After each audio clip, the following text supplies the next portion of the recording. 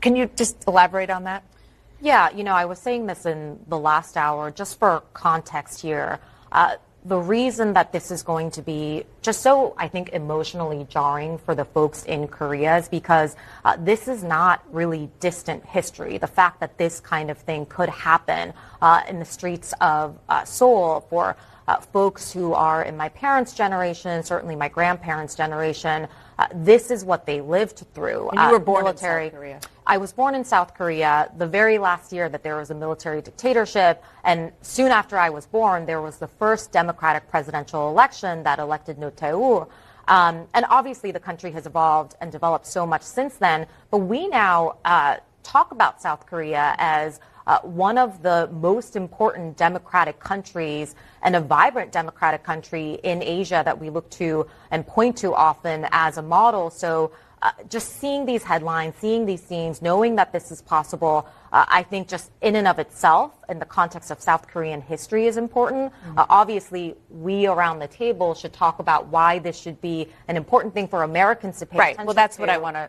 Particularly given that Donald Trump is about to be president in a number of weeks, somebody who has said he wants to use the military to go after his own enemies. We'll pick up on that. Yeah, I mean, I think MJ's points are very, she's right on point here. I mean, they really rolled out the red carpet for Yoon. I mean, he had a state visit last year, had a state dinner with Biden. They issued a declaration, Biden and Yoon. I mean, and now the thought, we're seeing soldiers entering the National Assembly. I mean, you talked about, shockingly, the parallels to January 6th, just the image of a democracy facing this kind of crisis. I think this is something that people are scared about, or that Democrats are scared about when they think about Trump's return, because he has used, he's